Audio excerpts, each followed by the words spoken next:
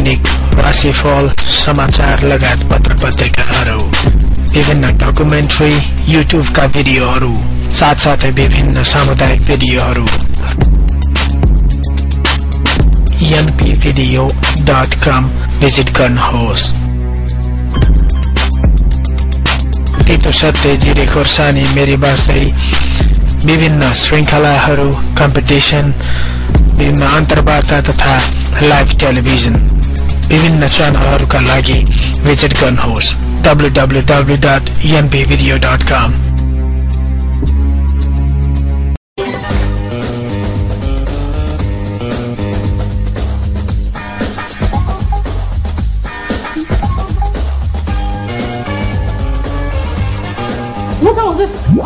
अनि के गरे यो छोइयो नि त फेरि टाढै बस न। हेत्तेरिका मोटरसाइकलमा बस्दाखेरि छोएर केही फरक पर्दैन के, मोटरसाइकलमा बस्दा त छोइहाल्छ नि। ए घरमा चाहिँ चिया भुइँमा राखिदिनु पर्ने, पानी हालिदिनु पर्ने, अनि यो मोटरसाइकलमा बस्दा चाहिँ च्याप्प समातेर बस्न मिल्ने होइन। हजुर पनि मोटरसाइकलमा गाडीमा हिँड्दाखेरि यस्तो बारना हुँदैन कि, ल खुर्को हिँड्छु अगाडि। ए बाबा के नियम हो यो, के हो भन्नु के होइन भन्नु।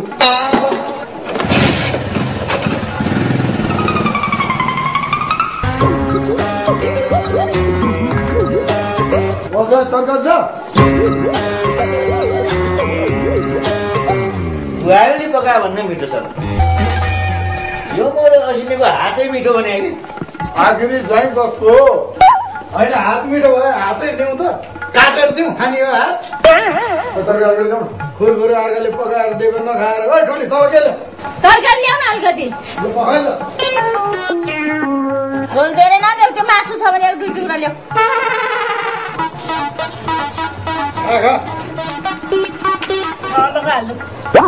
ल झोल पनि ल्याऊ, भात अलिकति थपौँ, खा न खा। छोटा छ भने ल्याउ न, अलिक हाल नि। छोटा चुलाएर बस्छ दिनु दिइसकेको।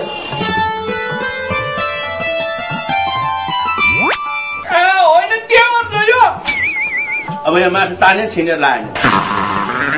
ओ मन्त्री बोके तिमीहरूलाई भात ल्याऊ, अलिकति मासु भात ल्याउनु नि त तपाईँले। मेरो गाँठे यत्रो भाँडामा भात पकाउँदा नि पुर्याउनु हम्मे बस्छ गाँठे। मजाले खा।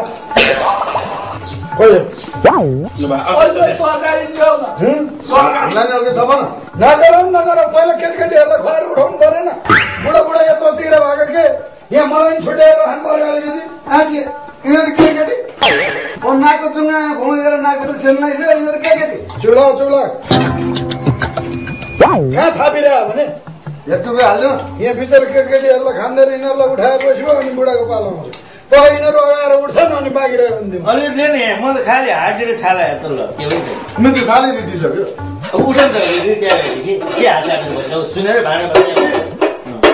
भाँडा बजा सुने जस्तो समयमा उठ्नु नि, के आश गरेर बस्यो। अब यता बुढाखाडापट्टि नि त सोध्नु पर्यो नि, तिमीहरूलाई चाहिँ के भोगी पुग्यो? म के अनि के भन्छ नि यिनी भोगी पुग्यो के भने? मैले त पुरै बुझिनँ। खै भयो भने नि उयो, पुग्यो भने नि उयो। यसले त्यो सिधा भन्न नसके मतलब भात छैन उठ भने आयो। कुरा त बुझेकै रहेछ नि, छिटो खाएर उठ्ने, आफूमा भाँडा आफूले मोल्ने, गलबती गरिराख्ने होइन। यो केटीहरूको नि भाँडा एकैजनाले मोल्दै हुन्छ, एउटाले भान्जाको एउटाले भतिजाको। के भन्छ यो सिङ्गौली बुहारी हुँदाहुँदै हामी किन भाँडा मान्यो भने भात पकाउनु पो हुन त जुठो भाँडा मान्दा जति नै हुन्छ नि। होइन छुनै नहुने भएपछि बुहारीलाई किन भाँडा मजाउने? उसले मार्नै परे पनि मेरो मात्रै मार्छ नि, सबैको किन मार्नु? आफूले खाएको भाँडा आफूले मार्न सकिन्न, खुरुको उठेर आफू भाँडा आफूले मोल्ने, सबै भाँडा मोल्ने काम चाहिँ महिलाले नै गर्नुपर्छ भन्ने छ। लोनी मान्छेले गर्नु पर्दैन, खानु जस्तो मोल्दिने बुहारीले, खुरुको उठ्ने, आफ्नो भाँडा आफैले मोल्ने। मिले यी बुढाबुढी मिले, सबैजना परिवार मिलेर तिमीलाई र मलाई यहाँ पाखा लाउन जस्तो है बाजे। अब वर्षौंदेखि बहिनी ज्वाइँको घरमा बसेर खाने जेठालाई पाखा लाग्ने बेला पनि त भयो नि। त्यही त भनेको नि, वर्षौं दिनसम्म आफ्नो भाइको घरमा बसेर खाने ताईलाई पाखा लाउने बेला पनि त भयो नि। होइन खाइसकेपछि पनि के को गलफती गरेर बसिरह्यो भने टन्न खाएपछि त जुरुको उठ्नु नि, ठाउँ छोड्नु। खायो टन्न आधी पेटको धन्न। आफ्नो त त्यही पनि भएन, खाली भाडा बोलाउनु थालिहाले। खानु जस्तो आफ्नो त दुईटा छोरा र बुढी अगाइहाल्यो, अरूको ठेक्का लिन सकिन्न। ए बाबु मुन्द्रेर भयो के तिमीहरूलाई पुग्यो बाबु यति ल्याऊ अलिकति मासु पनि छ पुग्यो हामी सबैलाई पुग्यो मलाई पनि पुग्यो भोकेलाई नि पुग्यो मामालाई नि पुग्यो ठुलोबालाई नि पुग्यो हामीलाई पुग्यो अब तिमी खाऊ परेको म बेर ल कुरा नि सिद्धो खानेकुरा नि सिद्धो उठाउनु ल छिटो उठा यहाँ ठाउँ खाली राख्नु पर्यो आफ्नो अगाडि सबै सफा गर मलाई त खान हतार भइसक्यो त्यति छुट्याएर के अब हेर्ने उठा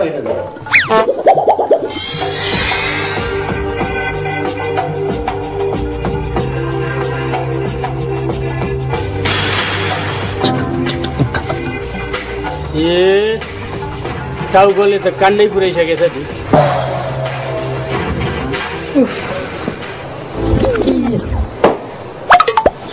आफूलाई यहाँ यस्तो टाउको दुखेको बेलामा कस्तो होला एक कल फोन गर्नु पनि छैन के खाइ कसो गरी के गर्दैछ पनि मतलब छैन दिनभरि यसरी बाहिर सुतेर बस्नु परेछ टाउको पलक पलक गरेछ एक गिलास पानी तताएर खानिदिने मान्छे छैन कस्तोसम्म होला मान्छेहरू स्वास्नी भन्दा अफिसै ठुलो कतिसम्म गर्न सक्या त ल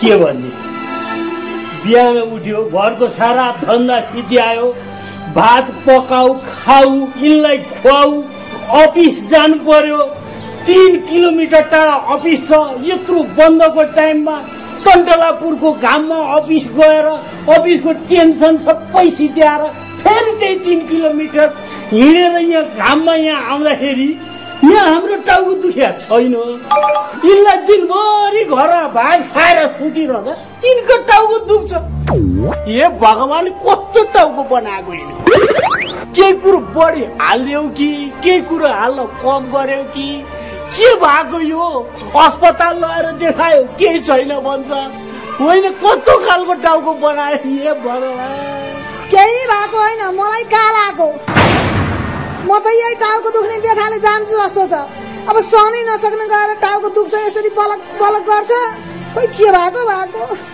यो अरू केही पनि भएन हजुरको कपाललाई स्याहार बढी भएको चिसो पानीले सर्र नुहाएर जस्तो छ त्यस्तै राखिदिए भइहाल्थ्यो यो नौथरी गरेर यस्तो भएको कहिले त्यो कपालमा कालो लाग्छ कहिले केमिकल लगाएर डढाएको छ कहिले एकदम चाउचाउ जस्तो बनाएर एकदम गुन्द्रुक जस्तो बनाउनु पर्ने कहिले रड लाएर थर्र तन्काउनु पर्ने अब हुँदा हुँदा अब त्यही टाउकोमा कहिले अदुवा दल्याछ कहिले अन्डा दल्याछ कहिले के दल्याछ अब हुँदा हुँदा त्यो आँखी भुइँ पनि सुरु धागोले तानेर नभएको आँखी भुइँ पनि उखाल्नु पर्ने भएको पनि उखालेर चिनित्त त्यो बोका खुइला जस्तो चाहिँ किन पार्नु पर्ने त्यही सब गरेर तर टाउको दुखेको लु भयो कपालको न्यु पारा धेरै कराउने होइन मैले भनिदिएको छ मान्छेका श्रीमानले सँगै श्रीमतीलाई ब्युटी पार्लर लिएर जान्छन् कपाल स्ट्रेट गराएर लिएर आउँछन् फेसियल गराएर लिएर आउँछन् थ्रेडिङ गराएर लिएर आउँछन् हाम्रो चाहिँ घरैमा 1 पैसा खर्च नगरिकन यसो कपाल तन्काएको देखिसन सक्दैन अरू केही भएको होइन क्या मलाई कमजोरले यस्तो भएको के ए हो त है साँच्ची मैले त भुसक्क बिर्सेँ कस्तो कमजोर मान्छे अब म हजुरलाई सुप बनाएर खुवाउँछु नि ताकतिलो सुप हुँदैन उहाँ दिनभरि अफिसमा बस्दा बत्ती छैन भनेर उहाँ 1 कप कफी खान पाइएन कमसे कम घर आएपछि 1 कप कफी खान पाइन्थ्यो कि भनेर सोधे त्यो पनि छैन है सक्दिनँ म त पकाउनलाई म त पकाउन पनि खान पनि खान्न लु भयो त्यही कुरो किन दोहोऱ्याउनु पर्यो नि पकाउनु सक्दिनँ भने भयो नि खाना चाहिँ खाइदिनु नि खान सक्दिनँ चाहिँ किन भन्नु नाटकै बढी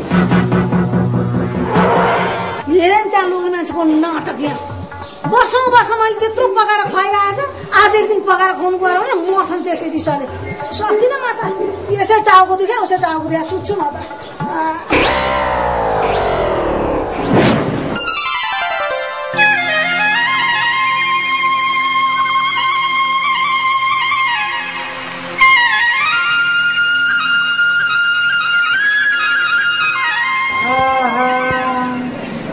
अहिले के देख्नु पर्यो यो हिजोसम्म टाउको दुखेर सिकिस्त भयो मान्छे आज त बिहानै उठेर बडा कुरा गर्न बोलाएर छ त ठिक पो भइसकेको छ त म त फेरि आज पनि भात पकाउनु पर्ला भनेर चाँडै आएको कुद्दा कुद्दै ल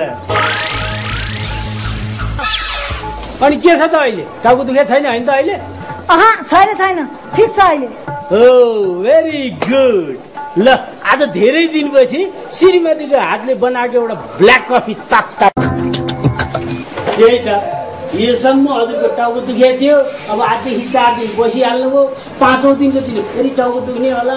अब यसो गरौँ श्रीमतीज्यू, अब यो सबैको ढाकलुक गरिरहनु भन्दा त्यो किचनको जिम्मा चाहिँ मलाई दिनुहोस्। म भित्रको सारा किचनको जिम्मा बनाइदिन्छु, बरु बाहिरको काम चाहिँ यहाँले सम्हाल्नु हुँदैन। यहाँ सुन्नु, हिजो बेलुकाको भाँडा छ भित्र, त्यो बाहिर निकालिदिनु, म यसो बसी बसी मोलिदिन्छु। लु भएको पर्दैन, हजुरले छुनै नहुने भएपछि भाँडा चाहिँ किन छुनु पर्यो नि, मै मारिहाल्छु नि। हुन्छ माझा केही फरक पर्दैन, सधैँ हामीले माझा त हो। तलदेखि माथिसम्म, माथिदेखि तलसम्म, दायाँदेखि बायाँसम्म, बायाँदेखि दायाँसम्म।